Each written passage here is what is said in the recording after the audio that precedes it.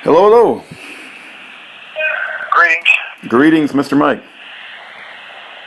I just got a little bit of time to touch base. I read your information today, and it looks like one or two are getting out or have gotten out, which is good news. Obviously, I didn't know if one was I can't remember his name, the man that does the paintings. Well, it's they believe they're getting out, and there's a lot of people that agree with them, but I'm not counting my eggs before they hatch. I'm so what's the word disgusted with this criminal justice system. I believe they could come up with something at the last minute. But yes, you're absolutely Right. right, Mike. You're absolutely right. Daniel Riley and Jason Gerhard are expected to be released very soon, and I pray to God that is indeed the case. What is the basis for did they petition the court? Was it like a writ of habeas corpus of 2255, or what's the basis that triggers that? Well, you know that their charges stemmed from supporting Ed and Elaine Brown, and it started off with the DeMaya Supreme Court decision, and then it transferred over to the Davis Supreme Court decision, and I am no legal guy, but their release is somehow tied to the Davis Supreme Court decision. Got it. Yeah. What they claim to be a crime of violence is really not a crime of violence because there's no violence because there's no real victim. Got it. Yeah. Well, I just wanted to touch base with you and let you know that Monday, even though it's a federal holiday, supposedly the Sixth Circuit Court is going to consider my appeal, which I had absolutely nothing to do with. I've had no contact with this court-appointed attorney against my will, forced upon me since the sentencing. The guy would never return the calls, none of my mail, nothing, no correspondence at all. My correspondence to the courts have gone unanswered. I've sent them multiple petitions, citing the issues that I've got have not been addressed. They've not been incorporated into this appeal, and that's effectively denying me access to the court. My voice has not been heard. I've been denied due process. Now, I don't know who these judges were appointed by, but obviously with the anti-constitution deep state operatives that I had before to deal with, Gerard and Swart, who were both appointed by Obama, that was a done deal. That was a rigged game from the very beginning. Just like this guy Robert Stone, who's on trial right now for virtually nothing.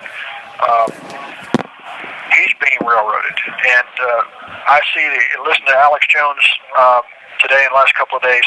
His case, they're doing the exact same thing that they did to me, where they have a kept jury, and if he doesn't have somebody doing background checks on these people, he needs to do a background check on every one of those jurors, and he needs to get some kind of an action going to, basically whatever it is to stop the trial. But listening to one of these conversations Alex Jones had with this Robert Barnes, I believe, or Richard Barnes, with this Free American Law Center out of Tennessee, he said that what they're doing is illegal. However, Supreme Court has ruled in Weaver versus Massachusetts in 2017 that the jury can be closed and sealed. The jury voir dire, that is, they can make it so that they can, and in that case, they removed the guy's mom and I believe brother, so they could not witness the jury voir dire. They basically excluded any recording or any way of anybody that was interested in the case from seeing how they were going to manipulate. This call is from a federal prison. And that was a United States Supreme Court ruling in 2017. I think it's 137 S. CT 1899, if anybody listening wants to look the thing up, but it's Weaver, W-E-A-V-E-R versus Massachusetts, and that, if the guys over there at the Free American Law Center are trying to help, here's the thing, Trump is over the Justice Department. He's the executive, he runs the Justice Department. No, he's not over the courts, but the prosecutors. Couldn't he just pull the plug on this at any time? I think he could. Just like in my case and others, I think the executive branch has the ability to not only recognize my status, Pat's status, but also the fact that all these other people in your stable of political prisoners, virtually every one of them has been railroaded in one way, shape, or form, and that needs to be exposed and overturned. Now, I was listening to Alex Jones. He's talking about they've got the statue of Moloch sitting in the Colosseum at the Vatican now, and obviously the Pope is now letting his true colors be shown. He's, allowing a pagan deity to be in there, where they sacrifice children. But in my case, just a different, shift of gears real quick. Raymond Grunder, who's a circuit judge, as well as Jan Kelly. Raymond Grunder's from St. Louis, Jan Kelly from Cedar Rapids, and Ralph Erickson from Fargo, North Dakota. I don't know if they're deep state operatives appointed by Obama or if they're going to legitimately look at the facts of the case. And once they see the fact that I acknowledged from the very beginning that I'm an ambassador of another country, that there was no hearing on that matter, but yet the judge ignored that matter, and I demanded that the matter be dismissed. I asserted my immunity under 22 United States Code 254D.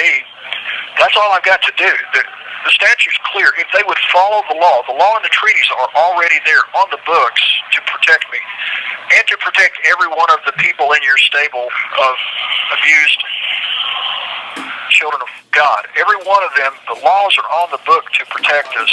The Constitution is there, the statutes are there, if not for the fact that they will not apply them. They're manipulating and twisting everything to the benefit of the corrupt system to keep the prisons full.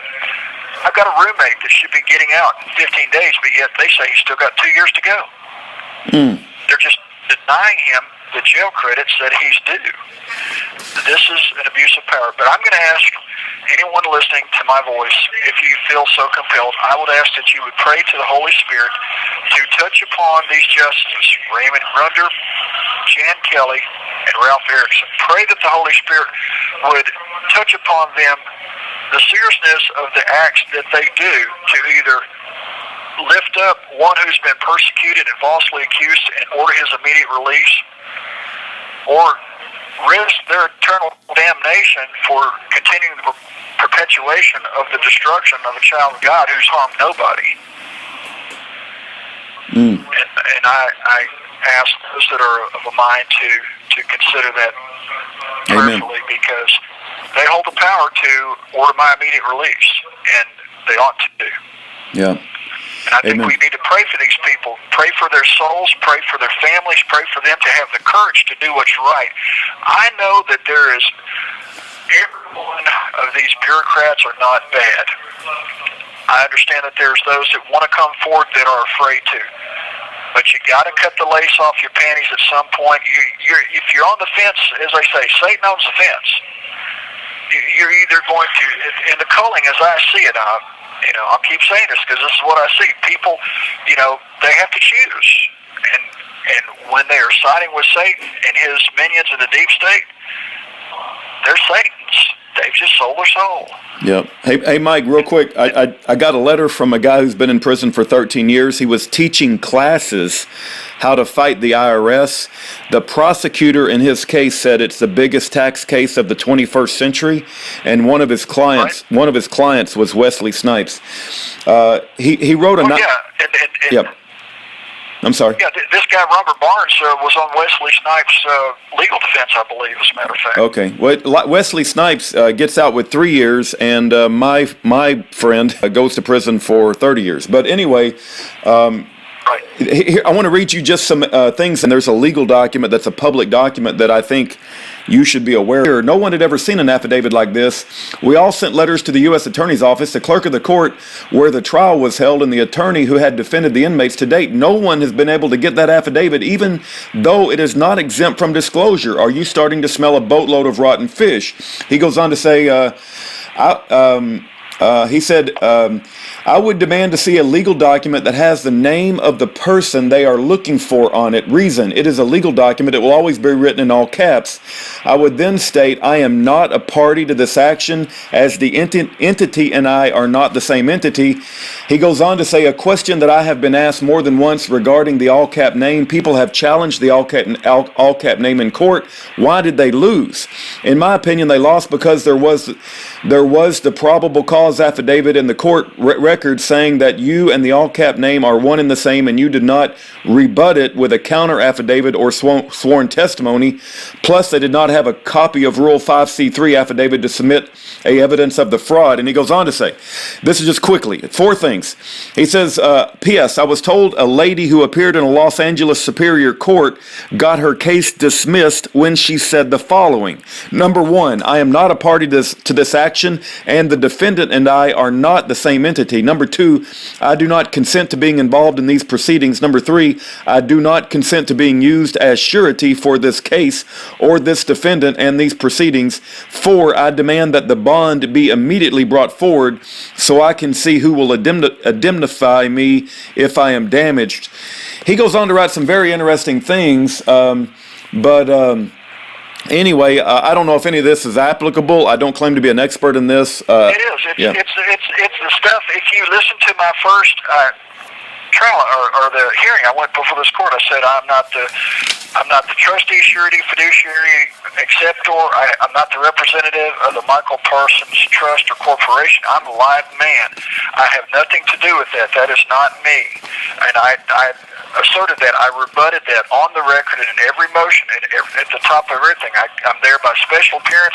I'm a live man. I make that clear. I am not that all capital letter name. That's not me. And I never said that that's my name in all capital letters. I never said that. That's the lie that the judge said to satisfy some prior judge's ruling. That's not my name. That's not me. It's not my name. That's a non-living entity, and the term individual. This call is from a federal prison. People get hung up on this concept. Well, a person in 922 little g little 1 is a human being. It's not. The individual is an entity of one, and I've asserted that. And I'm going to, once I get stamps, I'm going to try to send you now. I've gone through the resources I've had sending mail to the court. Of course, I've got to send it certified to make sure that I've got a paper trail and some numbers that maybe I can get. But if you can send me that information that you just read, if you have the ability to type it up and email it to me. No, I'm going to scan it. I'm going to scan it and mail it to you. Can I mail it to you? I don't know if I'll get it or not. I got some religious books the other day, so obviously they let me have those. So I don't know if they're backing off the mail issue now or not. I sent you. Did you get my email where I told you about try again? Yeah, I did get that. Yeah. Okay. Can you tell that I sent it to a bunch of people, or is it only to you? From my perspective, it's only to me. I can't see who else you sent it to. Okay. All right. Well, that now I know. So. If you feel compelled to try to send it, great, I'll try. But if you could somehow email that to me, if you can, I understand. Yeah, I understand. I'm gonna scan it and try to mail it to you, and I pray they let it through because it's just it's a legal document. There ain't no freaking way, man. So right. There's a guy that ran for Conservative Constitution Party, Libertarian Party, something like that a few years ago. He's an attorney here in Memphis. He was the vice presidential candidate, and I can't remember his name off the top of my head. He's an actual friend. His name just slips my mind. But if you happen to be able to, or if anybody can reach out to him and ask him to come visit me, perhaps then he can bring me some of these documents and I can get this stuff, him being an attorney. I pray that somebody has access to people that have the skill sets that you need, Mike. I know you're in a fight for your life and your wife's life, and I pray that something happens very soon. Schaefer got sentenced to 188 months this week, and it was a kick in the gut to many of us. Yeah, and he needs to keep fighting. I know he will, but everybody's got to. The more exposure, the better. I don't know that these judges are going to show up at that courthouse. I believe all the federal buildings are closed on Veterans Day, but apparently they're going to decide my appeal, whether they do it from the confines of their office at home, or if they make the trip down there. I can't see them making it